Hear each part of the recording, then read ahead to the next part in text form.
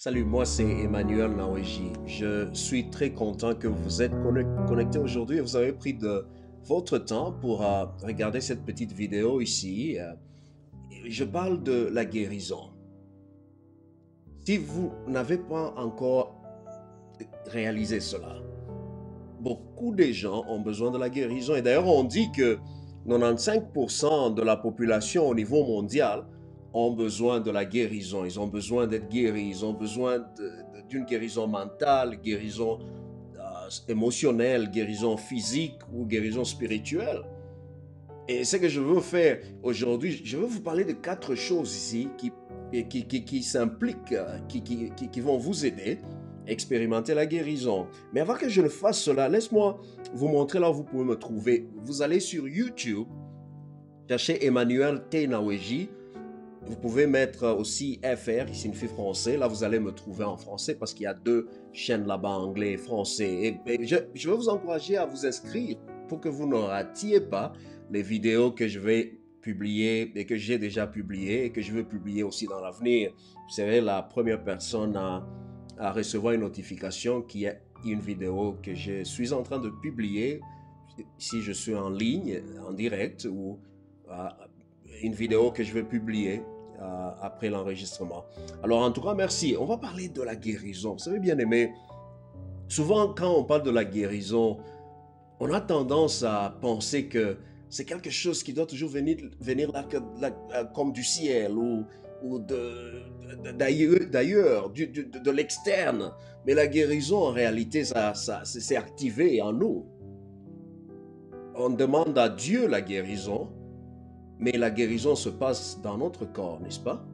La guérison se passe dans notre vie. Alors, je vais vous emmener à ceci. On va regarder ce que j'ai dessiné ici rapidement et puis on va discuter, aller un peu en profondeur selon ce que vous voyez là-bas sur l'écran. Vous savez, tout commence, comme je viens de le dire, tout commence dans le corps. Dieu t'a donné le corps. Parce que c'est dans le corps que tout se passe. Mais quand on parle de la guérison commence avec ta pensée. Ça commence avec ta pensée. C'est que du corps, tu as besoin de concentrer sur la pensée. La guérison commence dans tes pensées. Ce que tu penses, c'est ce que tu deviens. Si tu as peur, c'est pourquoi la Bible dit, ce que tu crains, c'est ce qui va t'arriver. C'est pourquoi il ne faut pas avoir peur. Parce que quand on a peur, c'est le choix d'avoir peur, c'est une activité mentale.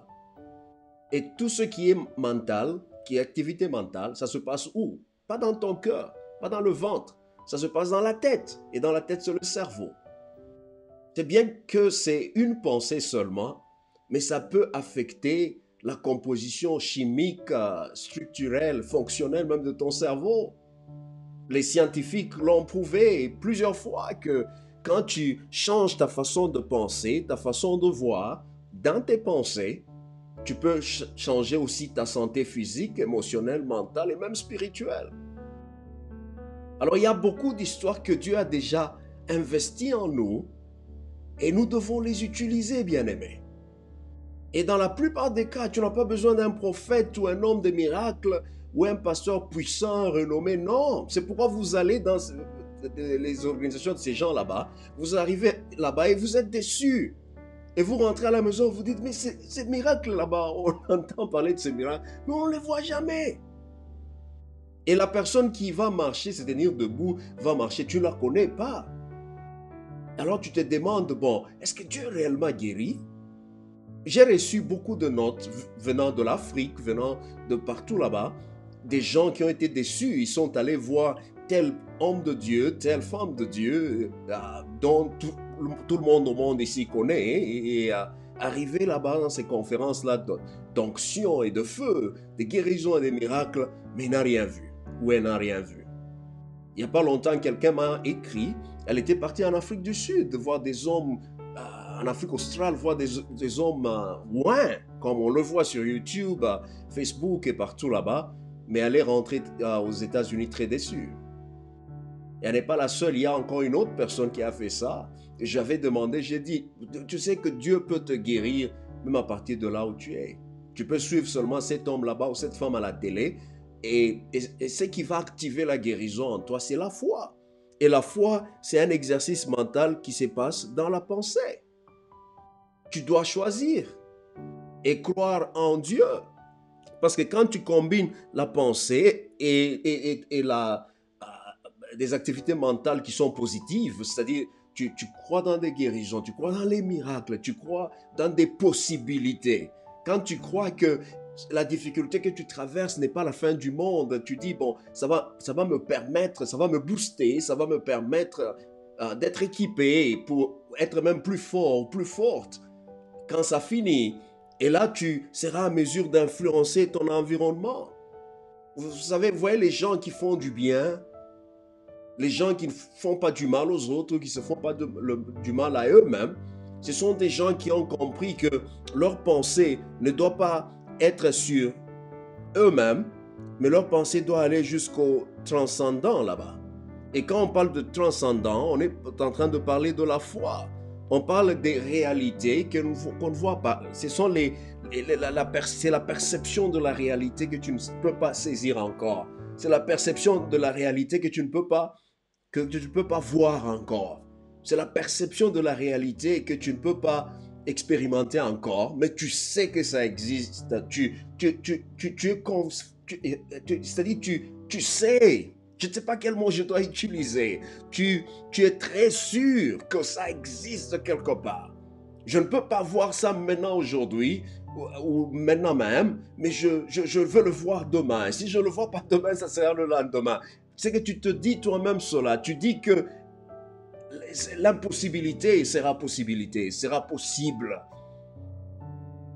Et Dieu donne les possibilités aux gens qui croient que l'impossible peut se transformer en possible. Vous voyez, c'est pourquoi quand Jésus est allé dans cette ville ici, une ville là, il n'a pas fait beaucoup de miracles. La Bible dit, c'est parce qu'il n'avait pas, ces gens dans la ville là, n'avaient pas foi en Dieu comme les autres, les gens dans les autres villes. Alors je t'encourage, bien aimé. Et si je dois encore te montrer ceci, tu vois, tu commences avec le corps. Le corps, c'est comme le temple. Le corps subit le résultat de tout ce qui se passe dans la pensée.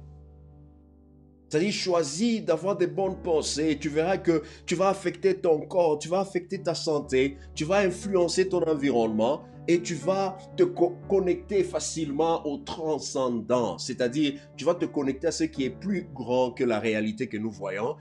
Tu vas te connecter à Dieu.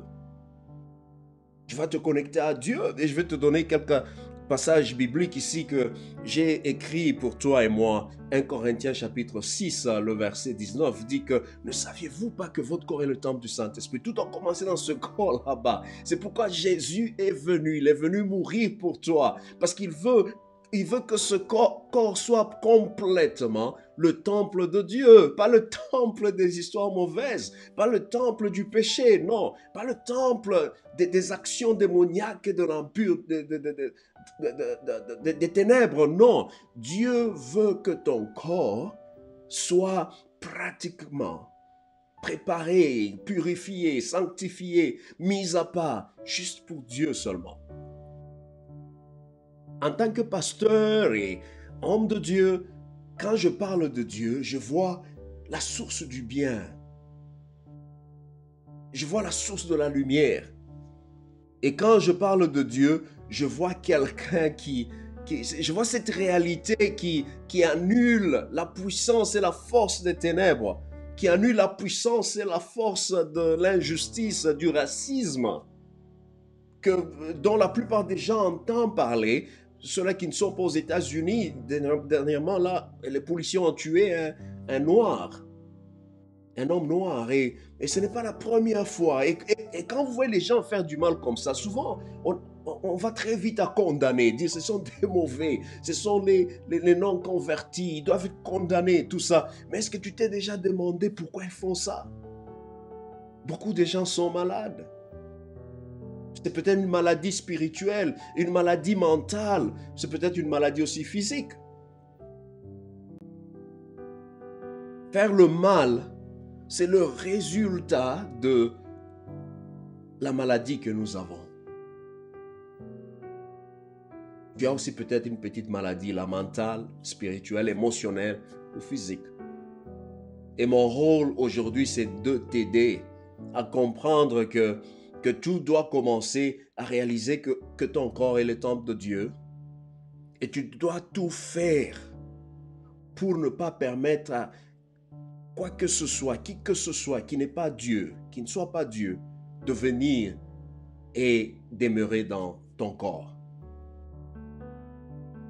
Romains 12, verset 2, la Bible dit, soyez transformés par le renouvellement de votre pensée. C'est-à-dire, la pensée, c'est que tu penses, c'est ce que tu deviens. C'est ce que tu vas devenir. Si tu penses à la mort, tu vas mourir. Si tu penses à être toujours malade, tu seras toujours malade.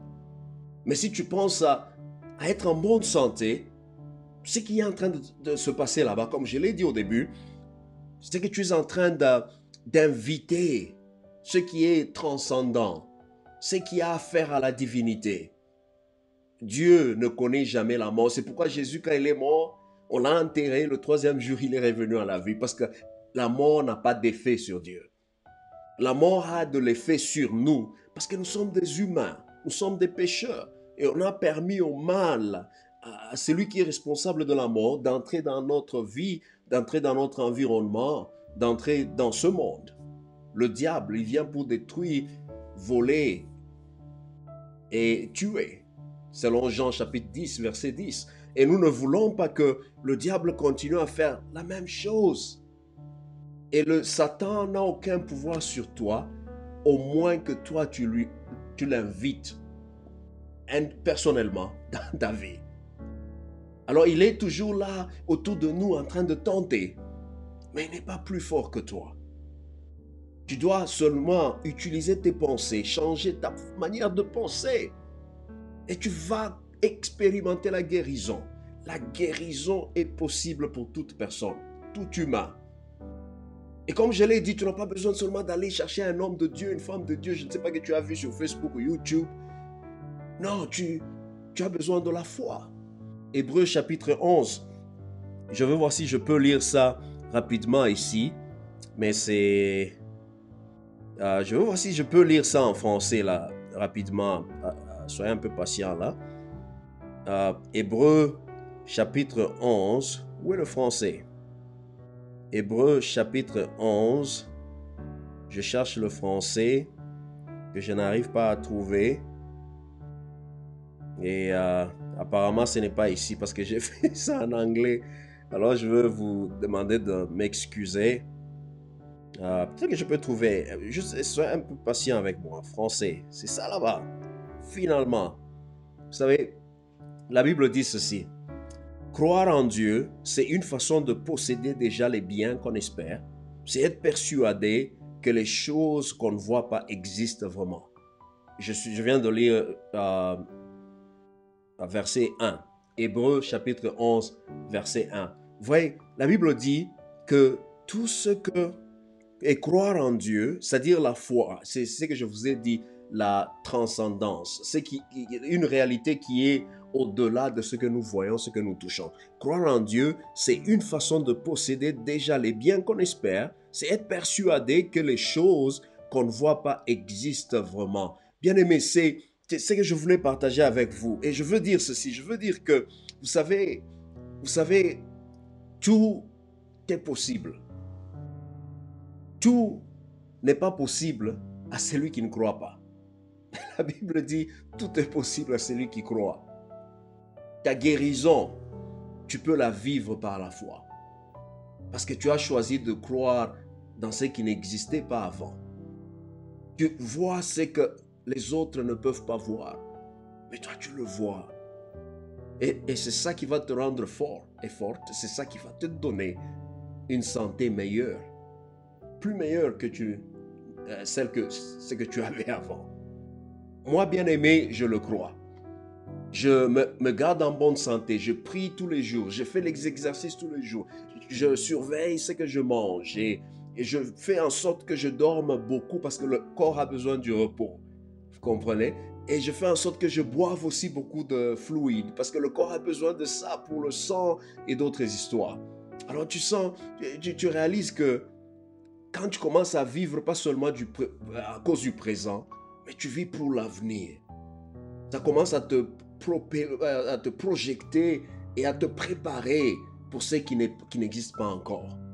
Moi, c'est ça ma vie, c'est ça ma passion, c'est ça ma mission. Et je vais t'aider à faire cela. À ne pas seulement vivre pour le passé, qui est déjà passé, ou pour le présent, mais vivre pour le futur, pour ce qui n'est pas encore là. C'est ça, vivre dans la transcendance. Et c'est ça qui va t'aider même à acquérir la guérison, t'aider même à acquérir le succès, la guérison, la stabilité et une bonne santé mentale, émotionnelle, physique et même spirituelle, parce que c'est ça la clé de ton succès. Et là, tu seras à mesure de vivre mieux. Tu seras aussi à mesure d'influencer mieux. En tout cas, merci beaucoup pour m'avoir joint aujourd'hui. Allez sur mon YouTube. Vous trouverez 2 chaînes là-bas, français et anglais, Emmanuel Tenaweji. Je veux vous encourager à vous souscrire. Je n'ai pas encore beaucoup de gens qui me suivent là. Il y en a peut-être 7 ou 8. Je vous encourage à me joindre. Avec les autres, nous venons juste de commencer ceci. Et il y aura plusieurs autres vidéos comme celle-ci que je veux mettre et qui vont garantir que tu vas vivre mieux et tu vas influencer mieux à partir de là où tu es. En tout cas, que Dieu te bénisse et on va connecter encore à la prochaine.